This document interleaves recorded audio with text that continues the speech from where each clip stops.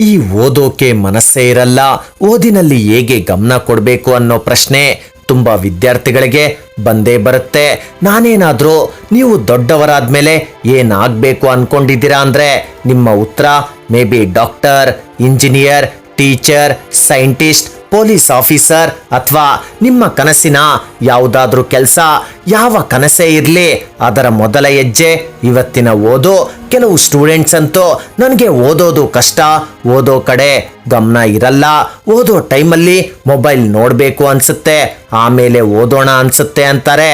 ಆದರೆ ಒಂದು ಸತ್ಯ ಏನಂದ್ರೆ ಪ್ರತಿ ಸಕ್ಸಸ್ಫುಲ್ ಸ್ಟೂಡೆಂಟ್ ಆ ಸ್ಟೂಡೆಂಟ್ ಬೈ ಬರ್ತ್ ಹುಟ್ಟಿದಾಗಿಂದಲೇ ಬುದ್ಧಿವಂತರಾಗಿರಲ್ಲ.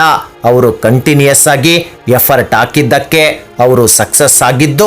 ಒಂದು ದಿನದಲ್ಲಿ ದೊಡ್ಡ ಬದಲಾವಣೆ ಆಗಲ್ಲ, ಆದರೆ ಪ್ರತಿದಿನ 30 ನಿಮಿಷ ಹೆಚ್ಚು ಗಮನ ಕೊಟ್ಟು ಓದ್ ನೋಡು, ಒಂದು ವರ್ಷದಲ್ಲಿ ನಿನ್ನ ಜೀವನನೇ ಬದಲಾಗುತ್ತೆ.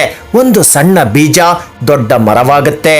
ಹಾಗೆಯೇ ಒಂದು ಸಣ್ಣ ಓದಿನ ಅಭ್ಯಾಸ ದೊಡ್ಡ ಯಶಸ್ಸಾಗುತ್ತೆ. ನಿನ್ನ ಓದನ್ನ ಇಂಪ್ರೂವ್ ಮಾಡ್ಕೊಳ್ಳೋಕೆ ಈ 5 ಟಿಪ್ಸ್ನ ಫಾಲೋ ಮಾಡಿ ನೋಡು. ನಂಬರ್ 1, ಸಣ್ಣ ಗುರಿ ಇಟ್ಕೋ. ಹೌದು, ಡೈಲಿ ನೀನು ಓದೋಕೆ ಕುತ್ಕೊಳ್ಳೋ ಮುಂಚೆ ನಿನಗೆ ನೀನೇ ಒಂದು ಟಾರ್ಗೆಟ್ ಇಟ್ಕೋ. ಇವತ್ತು ನಾನು ಈ ಲೆಸನ್ ಓದ್ ಮುಗಿಸ್ತೀನಿ. ಮ್ಯಾಥಮೆಟಿಕ್ಸ್ನಲ್ಲಿ ಈ 10 ಸಮ್ಸ್ ಸಾಲ್ವ್ ಮಾಡಿದ್ಮೇಲೆ ಎದ್ದೇಳೋದು.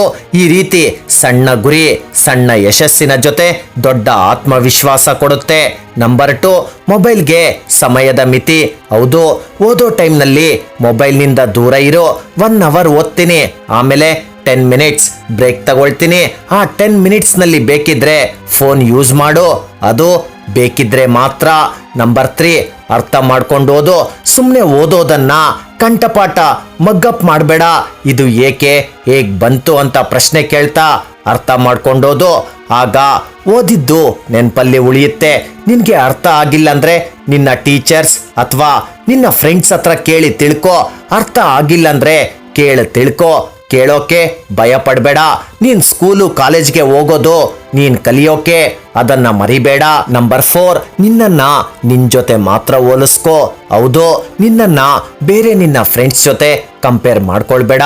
ನಿನ್ನನ್ನ ನಿನ್ ಜೊತೆ ಮಾತ್ರ ಕಂಪೇರ್ ಮಾಡ್ಕೋ. ನಿನ್ನೆಗಿಂತ ಇವತ್ತು ನಾನು ಏನ್ ಬೆಟರ್ ಮಾಡ್ದೆ ಅಂತ ಕೇಳ್ಕೋ. ನಂಬರ್ 5, ನಿನ್ನ ಕನಸನ್ನ ಪ್ರತಿದಿನ ನೆನಪಿಸ್ಕೋ. ನಾನು ಏನಾಗಬೇಕು ಅನ್ನೋದನ್ನ ನೀನೊಂದು ಪೇಪರ್ ಮೇಲೆ ಬರೆದು ಅದು ನೀನ್ ಡೈಲಿ ಓದೋಕೆ ಕುತ್ಕೊಳ್ಳೋ ಜಾಗದಲ್ಲಿ ಅಂಟಿಸು. ಓದೋಕೆ ಸ್ಟಾರ್ಟ್ ಮಾಡೋ ಮುಂಚೆ ಅದನ್ನ ನೋಡಿ ಡೈಲಿ ಓದೋಕೆ ಸ್ಟಾರ್ಟ್ ಮಾಡು. ಇಲ್ಲಿ ಮುಖ್ಯವಾಗಿರೋದು ಶಿಸ್ತು, ಪ್ರಯತ್ನ ಮತ್ತು ನಿರಂತರ. ಇವತ್ತಿನ 1 ಗಂಟೆ ಓದು, ಅದು ನಾಳೆ ನಿನಗೆ 1000 ಅವಕಾಶಗಳನ್ನ ಕೊಡಬಹುದು.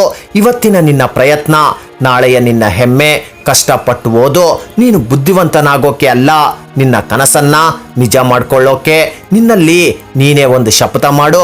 ನಾನು ಪ್ರತಿದಿನ ಸ್ವಲ್ಪವಾದ್ರೂ ಓದ್ತೇನೆ, ನಾನು ಮಾಡಬಲ್ಲೆ, ನನ್ನಲ್ಲೂ ಸಾಮರ್ಥ್ಯ ಇದೆ, ನನ್ನ ಭವಿಷ್ಯ ನನ್ನ ಕೈಯಲ್ಲೇ ಇದೆ, ನನ್ನ ಭವಿಷ್ಯ ನನ್ನ ಓದು, ಅದಕ್ಕಾದರೂ ನಾನು ಓದ್ತೀನಿ ಅಂತ.